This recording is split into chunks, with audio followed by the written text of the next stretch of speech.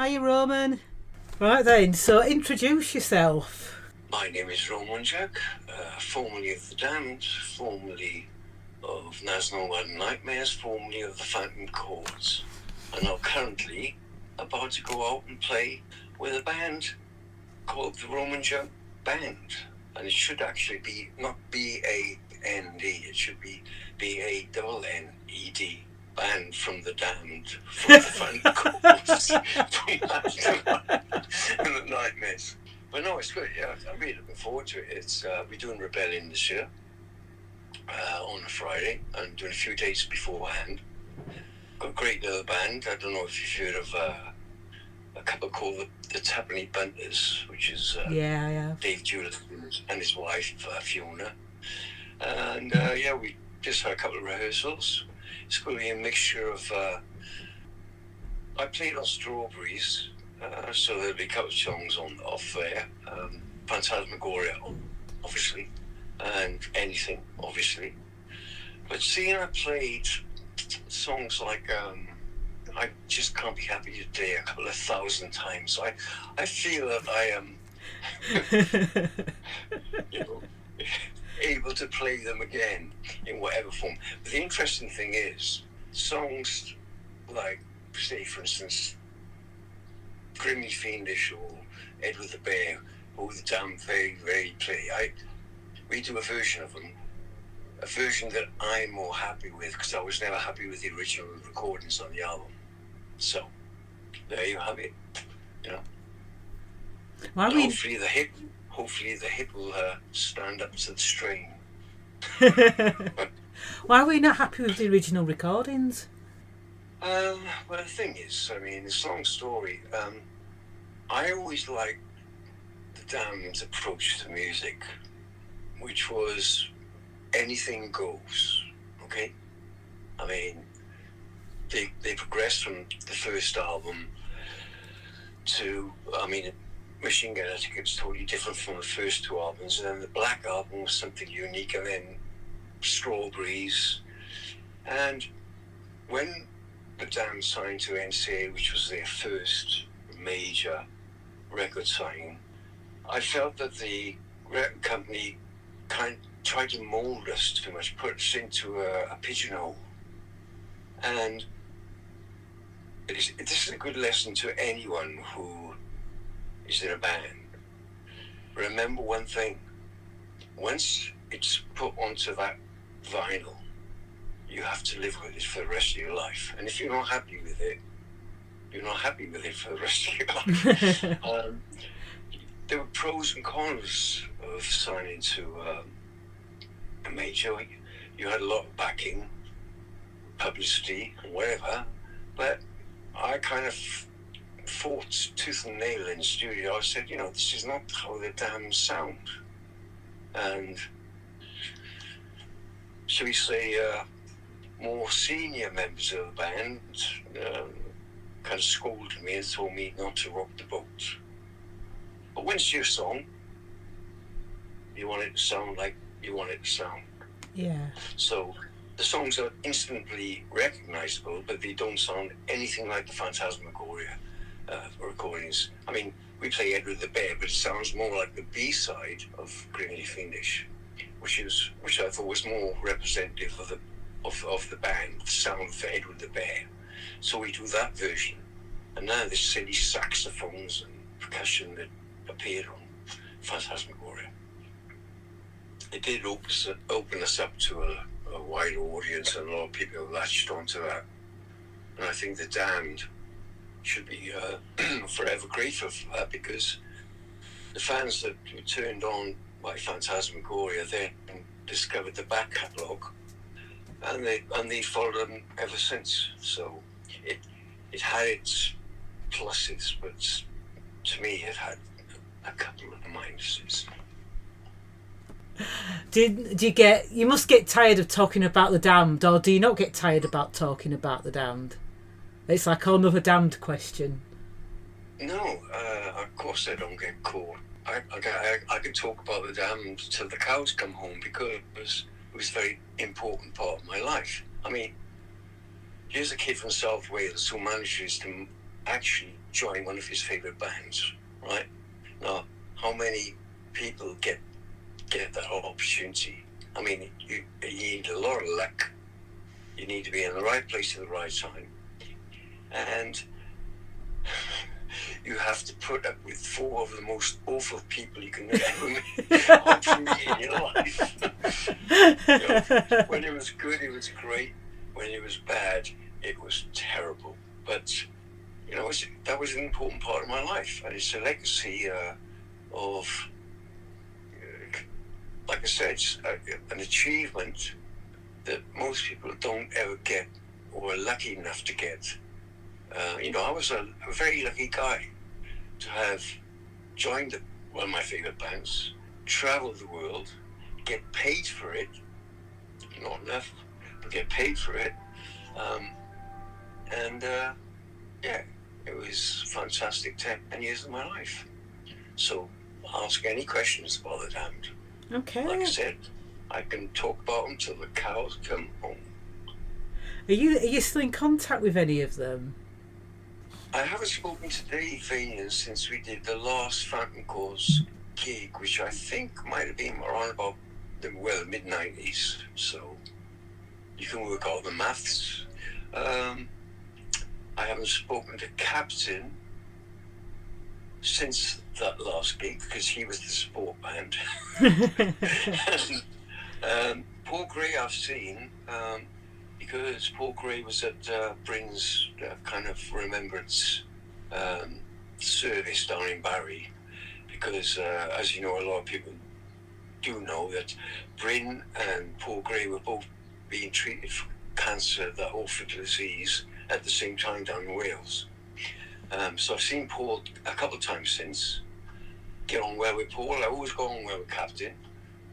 Me and Dave, not so much because of the way the Phantom Chords went, but I understand why he made decisions that he did now. Everyone's got to put food on the table, and the Phantom Chords weren't working that much, and the Damned could still pull a crowd so he could get paid. But unfortunately, when the Phantom Chords isolated Rat Scabies, Dave is invited back into the fold because he's the lead singer and Captain's involved. And so, you know, it's like, it makes neighbours look like doctors. So no, I haven't spoken to him. I've spoken to Monty. I met Monty a couple of times. The first time last year, actually. And he's been in the Damned longer than anybody else, I think. Constantly. A really nice chap. Got on well with him. But the last person I actually talked to from the Damned was right about 2.5 years ago, because I think he was, it was longer than that. Around about 2016, I think it was. And I think he was like just fishing around because he wasn't back in the Damned, and I think he was fishing around to see what I was doing, and if there was anything he could get in on. But anyway, so no, I don't speak to him. I'm going to ask you about the Young Ones. Is that all right? Do you remember doing the Young Ones and writing Nasty, and what was it like? What was it like playing on the set? The story behind Nasty was the cast, or the most important members of the cast, and who kind of co-wrote the stuff, was Rik Mayall and Adrian Edmondson. And they used to be on student union entertainment committees, and they always tried to book the Damned when they were in university. So when they got the job, when they got the show, they could handpick artists to be on them, and they wanted the Damned to be on there. But they wanted the Damned to do Help, which was the B-side of New Rose, right? So we had this meeting, and Sensible went, no, we're not going to do Help. You know, Paul McCartney and John Lennon, they've got enough money, you know. Yeah. We'll write one. So he said he had a song, and this time he lived down in Croydon. So I went down there, I walked in, and he was lying on his bed watching the cricket, as he always did. I said, right, what's this song? And he said, well, I haven't got one.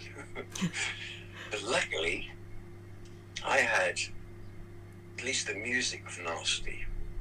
And going back from Croydon to Fulham because it was so late, I had to get a cab, and I came up with Catch Catch, the horror taxi.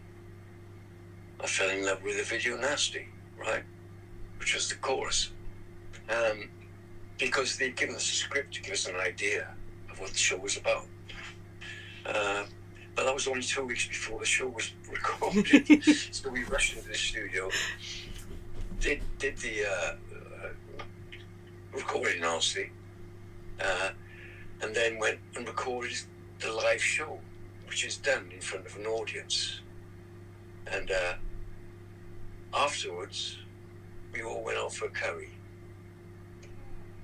That's Edmondson, Rik Mayall, and Nigel Planer. Alexi Sale decided he didn't want to come, and Mike, the other guy, was the straight man, he didn't come either. But we went to an Indian restaurant in Notting Hill, and it was a pretty raucous evening, believe me. I remember the other night, Adrian Edmondson standing on the table singing. So he really is. I mean, they were very much like they were in the young ones. Adrian Edmondson was totally manic. Rik Mayall was an absolute beautiful person and so funny.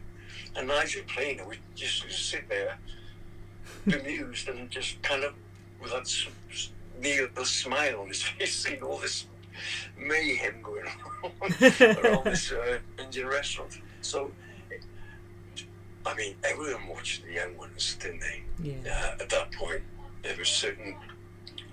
It was one of those memorable comedy programs, like 40 Towers was, and they only did 2 series. But to actually meet those people and actually contribute to the song to the show, was another fantastic moment in my life, you know, right? And do you know what? It's one of my favourite songs as well. I like Nasty, and I like the episode as well. It's one of the most memorable performances on the series. Definitely. He's a driving instructor from Johannesburg. I'm not a vampire. Oh, I love it. Yeah, classic. So what made you pick up guitar, Roman? The Rolling Stones initially, and then to take it more seriously, Mick Ronson. I thought, Mick Ronson is my guitar hero. When I first heard the solo at the end of Moonage Daydream of Ziggy Stardust, and the thing is, I thought, this is fantastic. There's no twiddly-widdly bits. It's not showing off. It's not shredding, which was a term that hadn't been sort of like invented then, I don't think. And I just love the way he plays his guitar. I was musical before the guitar because the first instrument I learned was the piano accordion. Because my father and mother, they were Slovenians, refugees after the Second World War, and he used to play the accordion. And when he picked it up, when I was about 4 years of age, I was like one of these kids who just went up and started pressing all the buttons and stuff, and he got so fed up with it, he bought me a little one. And that was the first thing I learned. I always loved the music, you know, so I always think I'm very lucky to be brought up in the 60s, when all that was happening, the swinging 60s, you know, the Beatles, the Stones, the Kinks, the Small Faces, and then 70s, early 70s, glam, come on, Sweet, Slade, and then Roxy Music. And then I kind of grew up at the right time to be at the right age when the punk explosion happened. And so that's how I got the job in the Damned, was purely because I knew how to play at least the right hand on the accordion.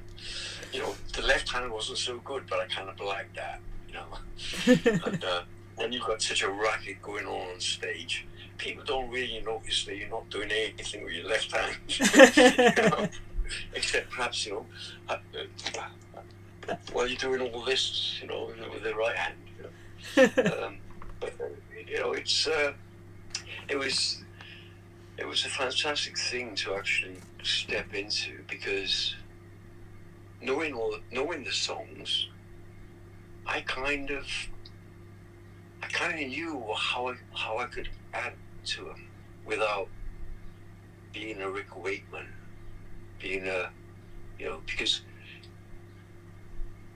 the damn a keyboard player, there's 3 instruments. There's the drums, guitar, and the bass, and the vocalist, right, and Dave.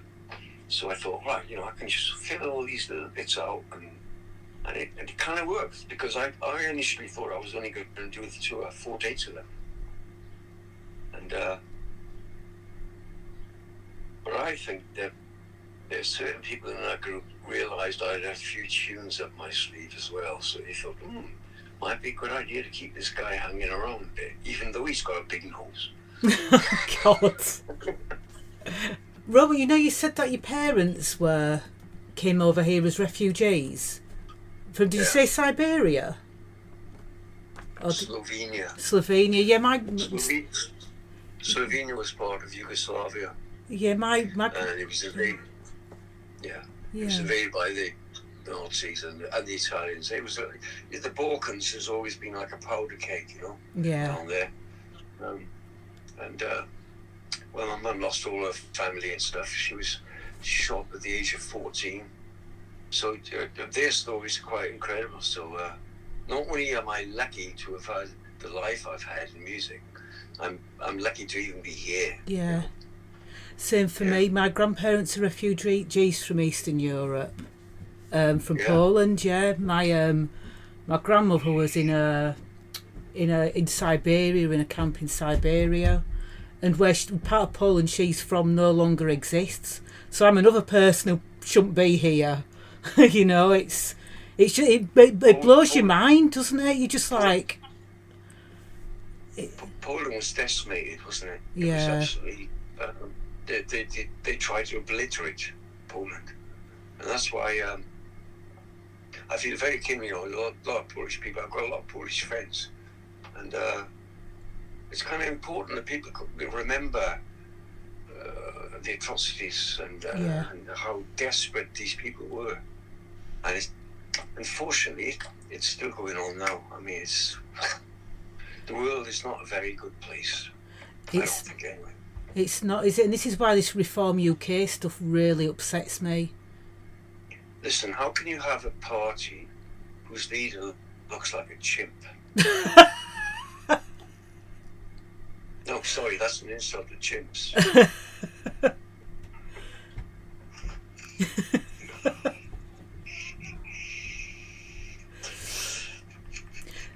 So, what was it like growing up in South Wales? Did you, right, because on my grandmother's refugee papers, actually, speaking of Wales, that was the first place she went to. It was Carnarvon. How was it something similar? Well, my parents met actually in this country, in England, in Cambridge. My mother and her sister were taken in as nannies by a husband and wife who were both professors. And they'd heard about their plight and took them in on the premise that one would be a cook and one would be a nanny to their children. What happened was, as soon as they arrived, they said, "If you hear your story, don't think you were in employment, you're part of our family." Oh. Which is fantastic, you know. So my mum met my dad. My dad went to Wales because of the mining to get a job. Because mining was very dangerous, but it was reasonably well paid. But I always remember, because this is obviously pre-Thatcher, right? When I was born in the Rhymney Valley, right, South Wales, and there were collieries everywhere. I always remember thinking, these young men wearing makeup, right? But they were miners, and they'd be down the wide mines, so it looked like when they came out from working, it looked like they had eyeliner on. You know what I mean? Yeah. And it was when you grow up anywhere, I think you're growing up as a young child, and your environment conditions you to think this is what the world is like, okay? Because that's the only thing you know. So it was great because you had all the Welsh choirs and people liked singing, but it was rough. I mean, I remember going out to a local club, and I managed to get in. I was 13, right? Just how old are you? 18. All right, in you go. And it was the first night. I thought, oh, this is great, Born to be Wild, blasting out the speakers and stuff. And then all of a sudden, a big fight, and it was like a Wild West fight. I mean, chairs, tables, things going everywhere. So when you're exposed to that sort of scene at a young age, you think, oh, it's like this everywhere, And then it's only then when you start to spread your wings and you go to certain other places and you think, oh my God, this is a bit civilized. Yeah. It's where I live. Do you know what I mean? I do know what you mean, because I'm from Bradford, so you can imagine when it was the height of the heroin and drugs, prostitution era. Exactly. Yeah, so exactly. Yeah, I know what you mean. But I only have fond memories of it. What shocks me now is when you hear about all these, stabbings and people carrying machetes and stuff like that, and the gangs. Right, they were kind of gangs then, but they weren't so kind of vindictively as gangs. There'd be a fight, and then everyone would be friends afterwards. Now it seems to be like so territorial, Yeah. It's weird. They've had gangs coming from London down to Southend. I've heard. Fighting on the seafront with machetes and with the masks and the hoods and, on their e-bikes to make a quick big getaway. And I don't know. Good old fisticuff down the Con Club down in South Wales. You walk out with a black eye and that's it, I know, this knife culture's scary, and I've got like teenage son and everything, and I'm like, oh my God, it's scary with the knives. Well, the thing is, you don't know. Is there a safe place to go now? I mean, the drug problem, the weapon problem, the date rape problem and stuff. It's just like, come on, people. Yeah. What kind of society do you live in here now? I don't know. It's just. I sometimes I just even can't turn on the news because I know I'm going to see that dick in the White House. Yeah. Who's on, every day there's something. Every day he says something. Every day he does something. And I just think, oh God, I despair, and I think, oh, I don't want to see the news. I just want to go for a walk, and listen to the birds, something like that. And just do something a bit nicer. Yeah, it's really tough, isn't it, with the news? And I kind of take little bits of it and then I walk away because it's too upsetting, isn't it? It's really upsetting at the minute. I know. Well, there's so many people taking sides. I mean, all these people who are dying coming over in boats and stuff, not all of them are just coming over here to try to milk the system. These people, a lot of these people are desperate.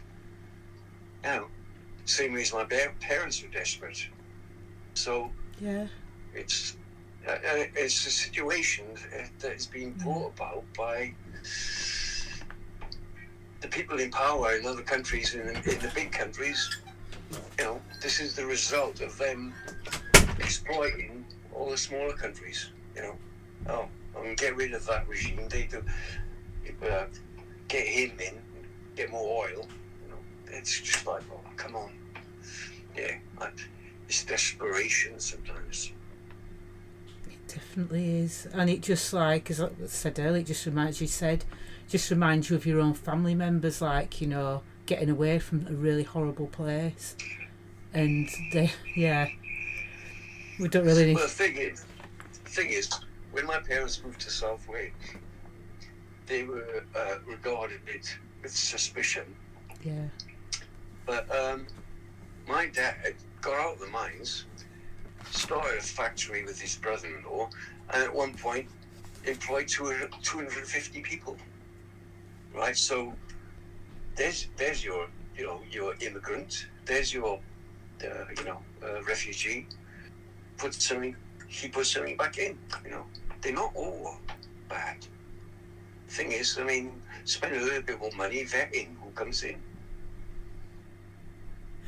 So, how did Victimised get back together after, like, because you had a big gap, because that was your first band, wasn't it, Victimised? And I saw you play at one of Paul's events, down the Spice of Life.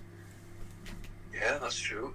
Well, Victimised wasn't my first band. Oh. My first band was a cabaret band. And I was in the school, and we used to go around all the working men's clubs down in South Wales, playing Knock 3 Times on the Ceiling If You Want Me.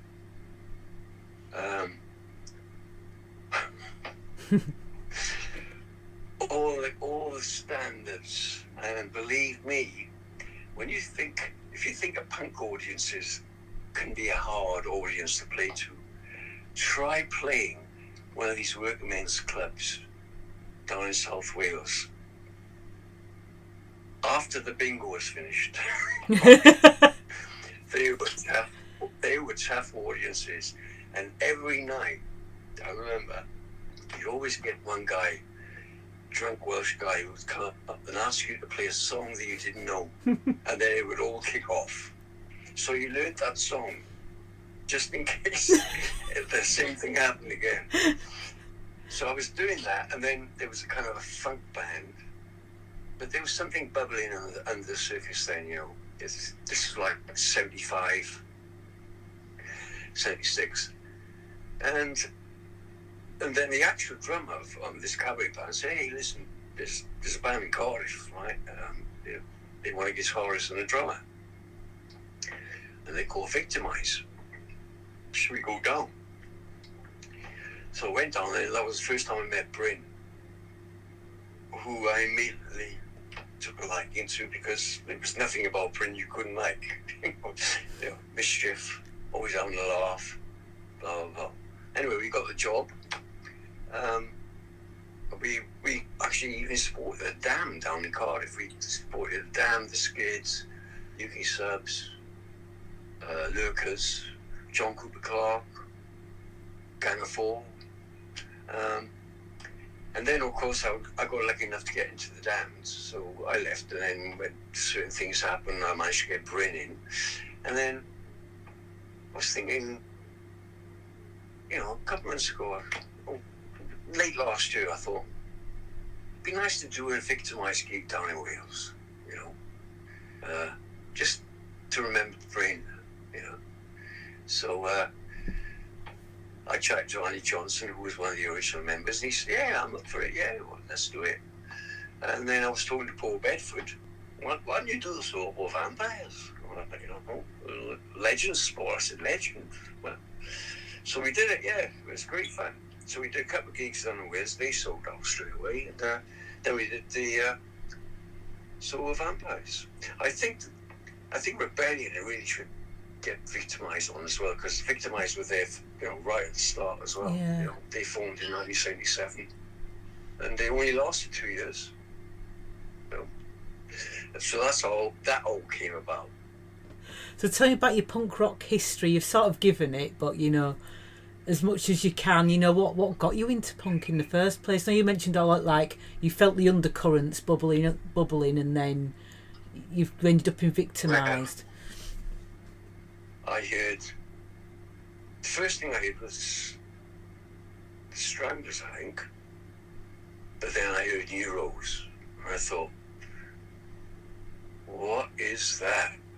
And because I hadn't heard anything like Euros, and to be quite honest, I haven't heard anything since like Euros. I mean, it's such a uniquely sounding record.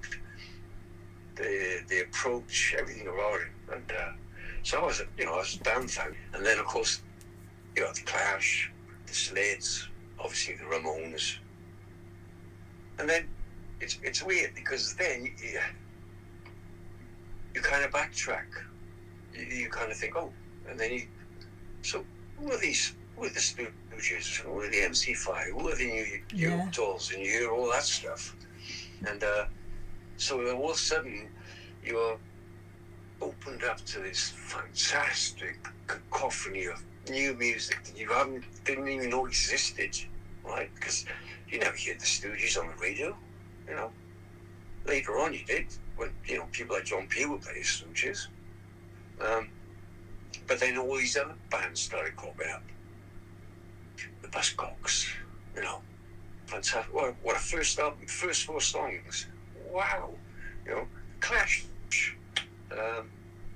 Then it's, but that was like a short fuse. I think it burnt out very quickly, and I think what helped that happen was the big boys, the big record companies. Oh, there's money to be made here, and they would sign anyone, and a lot of these people were manufactured, you know.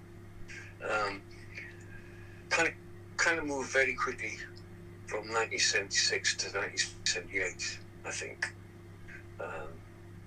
which is where Damned burnt out first of all, until they came back. But the thing about the Damned, I think they always progressed. First 2 albums, similar, but then Brian had no more songs, so that kind of fell apart. But then you got, like I said, you know, Machine Gun Etiquette, the Black Album. But you know, compare the Black Album to the first album. Chalk and cheese, you know what I mean? But it's definitely the same band. Yeah. So that's why I think I felt comfortable being in that band, because I thought, well, we can do anything we want. You know, you can do a psychedelic song, you can do a gothic, you know, masterpiece. I mean, Curtain Call, when I first heard that, blew my mind.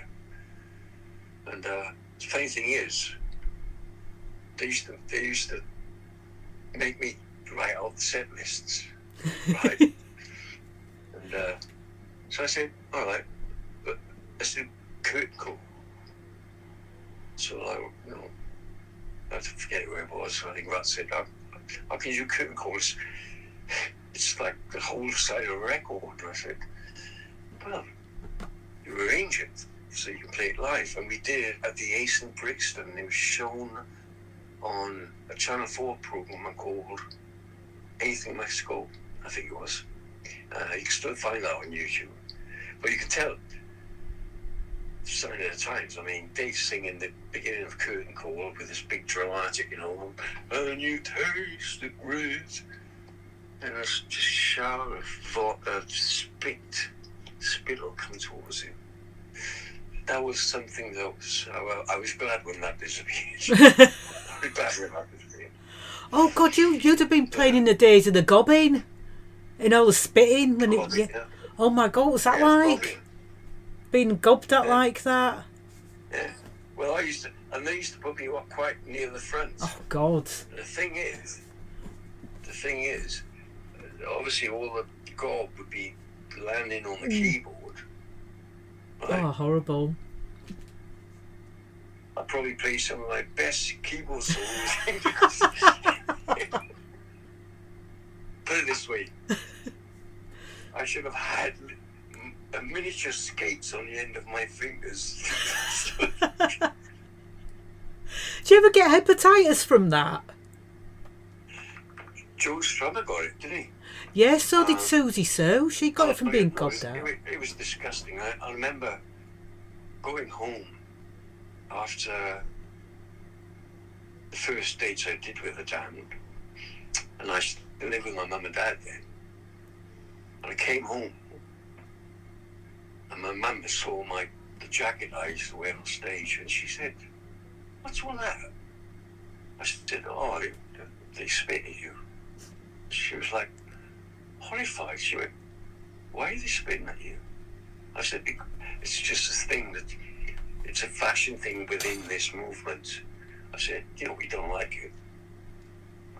So I think she organised that I'd have a screen in front of me when I played. Yeah, but she threw a couple of nice jackets out. She refused to have them cleaned. I remember, I don't know if you ever heard of an narco-punk. Do you know a narco-punk at all? A narco-punk? Oh, yeah. Yeah, like Steve Ignorant and Crass and that Conflict. Yeah. There's a band called Haig of the Womb, and they were telling me that they used to get bottles of piss thrown at them because they formed in 1981, and there were two women in the band, and they used to get bottles of piss thrown at them because of women in bands. I'm like, yeah. Well, I'm glad I avoided that, and the number two being thrown in. Oh God, no! I don't know. I've never heard of that happening to anyone. Getting a number two thrown at them. I don't know if you've heard of that. No.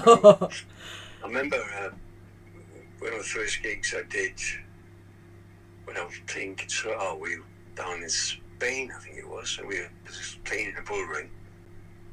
And the pint glass, somebody had filled the pint glass with all the gravel and stuff from the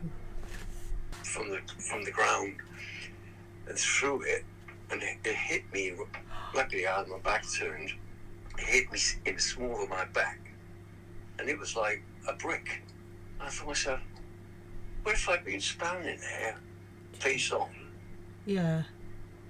It's just like I thought, well, then you kind of forget about that pretty much immediately. But then you're a little bit more wary. I mean, Dave used to be great. He used to be singing away. He'd spot something flying through the air and he'd just carry on. I always love the fact that if somebody gives me a guitar or any instrument, I'm pretty sure after 10 minutes I can get a sound out of it or something, you know what I mean? Even a saxophone, even though I've never picked up a saxophone. And I think a lot of people who, you got to be brave, you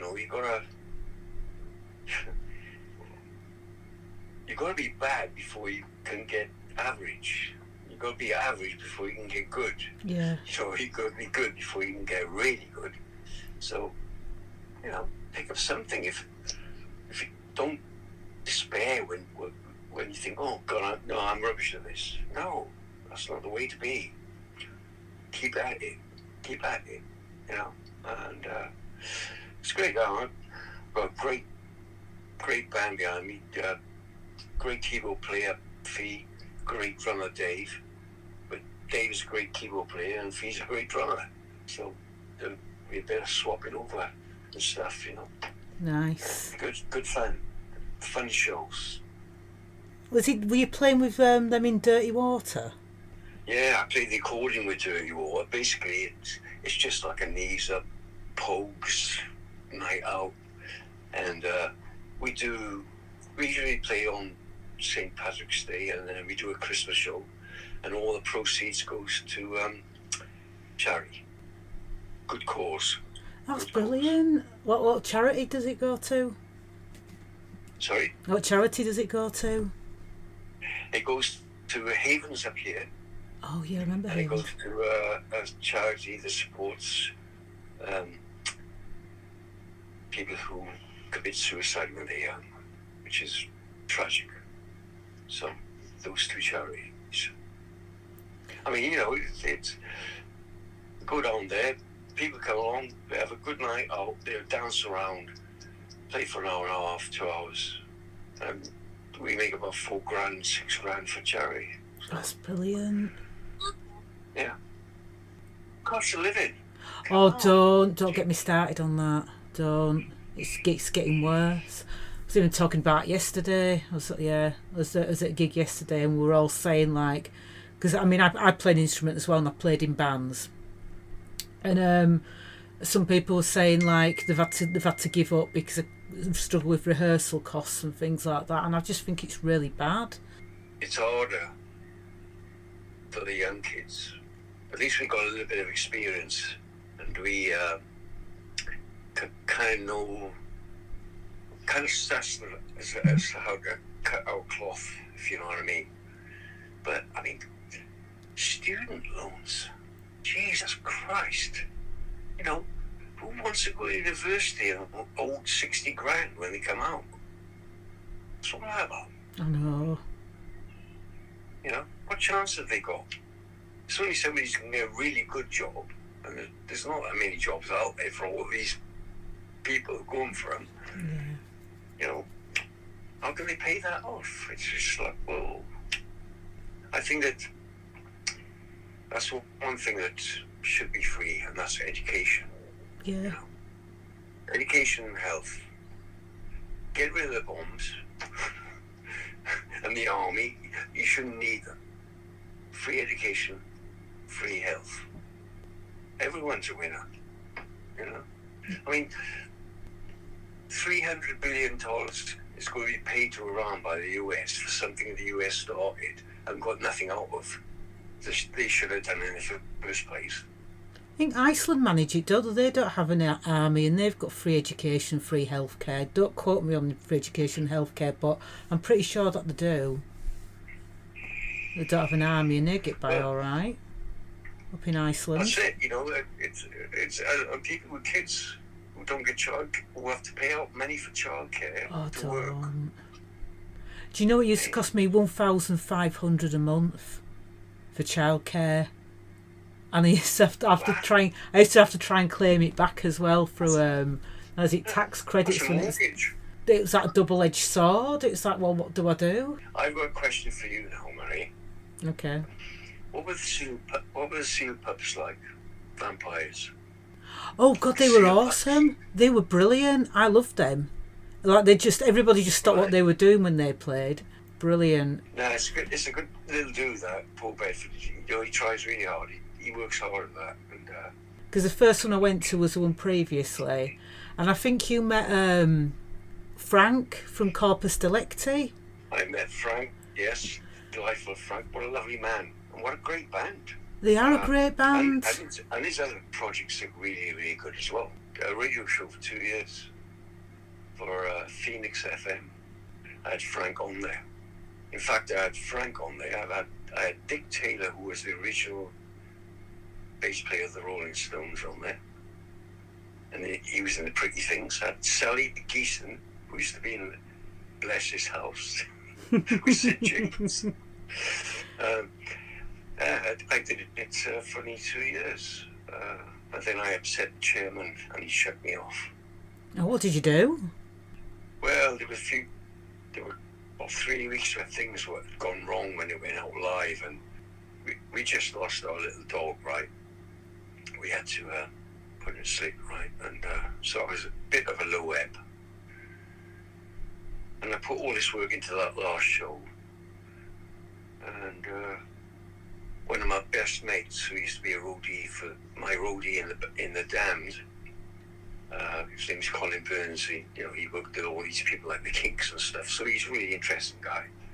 Fine Young Cannibals was playing. Now, I wouldn't play the Fine Young Cannibals on my show. So I was like a little bit pissed off. So I sent him an email and said basically what the fuck is going on.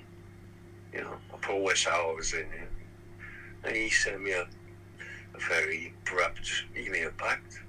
Probably as abrupt as mine, I would imagine. And just said, I don't think it's best you don't do any more records. And I did 52 shows, 52 two-hour shows. Right? Probably takes about 2 days to put every show together. And you do it for nothing. Anyway, so I might get on rock radio or something like that and just do one a month or something, you know. Yeah.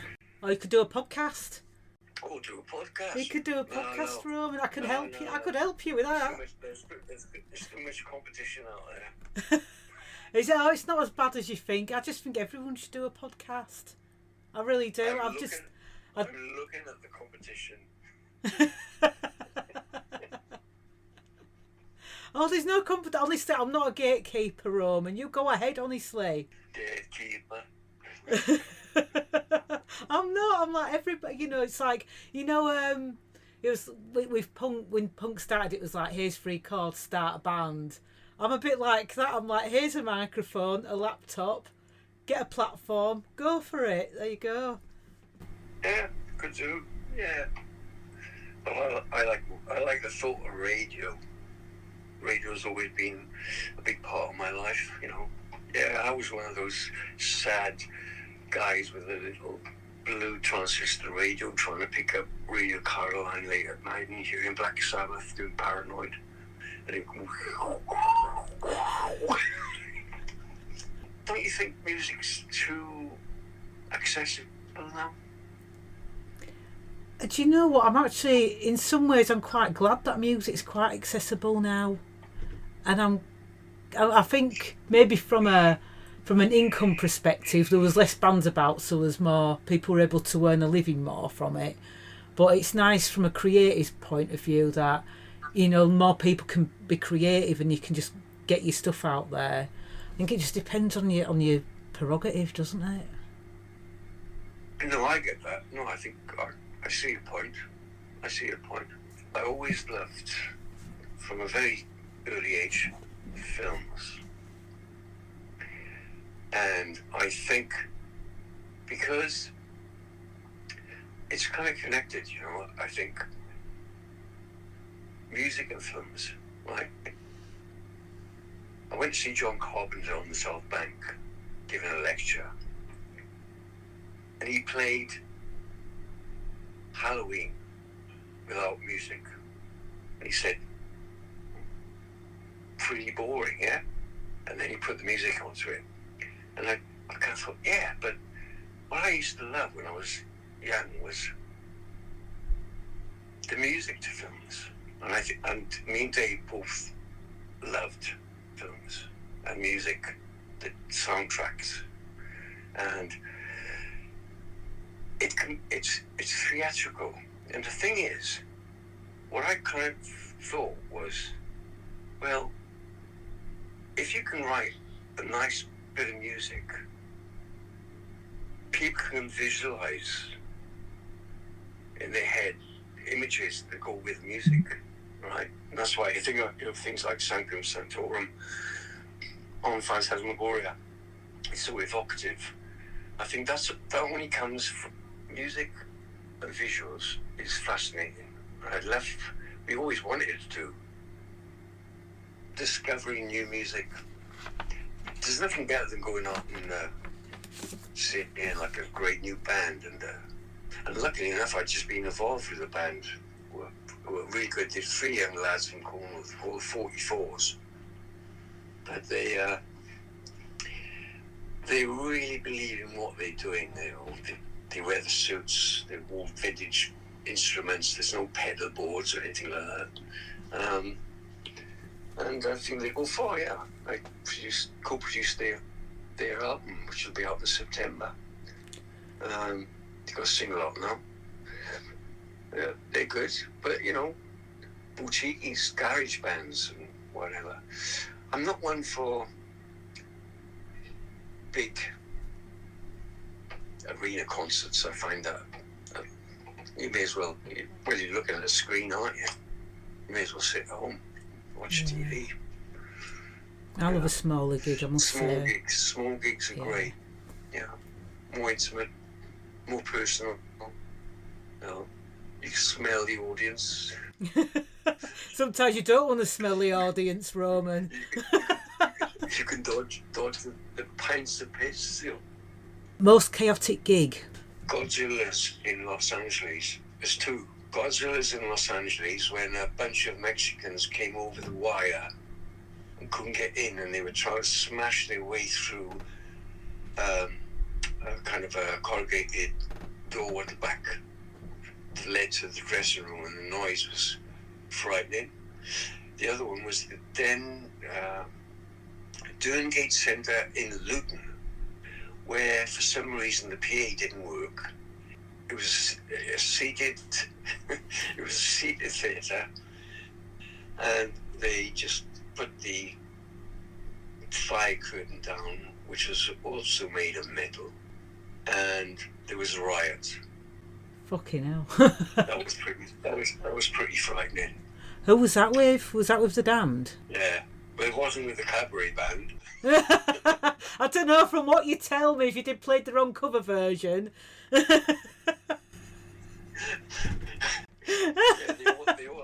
they all asked for one different song. We didn't know. All 2,000 of them. What's your favourite album of all time? Transformer by Lou Reed. Okay. What is it about that album? Because Mick Ronson co-produced it. And, I just think it's a classic album. It's different, and it still sounds different today. Velvet Underground and Nico, the one with the banana on. That's another one of my favourites. You know, different again, considering the year that was made. I'm Waiting for the Man. God, mind-blowing. Tea or coffee? Cup of tea, Yorkshire tea. Why Yorkshire tea? It's the best tea on the planet. Vinyl or streaming, you know, downloading? Vinyl sounds better than anything that you put a vinyl record on. There's this kind of warmth to it. There's this kind of vinyl sound to it. That's, you know, I highly recommend it. A lot of people say, oh, you know, I don't own a turntable, and I would stream everything and play through Bluetooth on a poxy little Echo or whatever. Honestly, to appreciate music and give it the respect it should be given.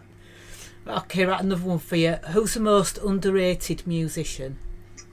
I think Mick Ronson is one of the most underrated guitarists of all time. Always felt it. Yeah. Anybody else? Ken Dodd, because he couldn't play anything. Do you ever think of, you know, about Tongue Twister, Ken Dodd's Dad's Dog's Dead? I wouldn't even try to say that. My teeth might fall apart. When I used to do singing lessons, that was one of the ones we had to do as part of our singing exercises. Yeah, Ken Dodd's Dad's Dog's Dead. Ken Dodd's dead. See, I told you. Dog. Say it slowly. Ken Dodd's Dad's Dog's Dead. Ken Dodd's dad. Ken Dodd's Dad's dog's dead. Yeah, and we had to sing it to scales as well.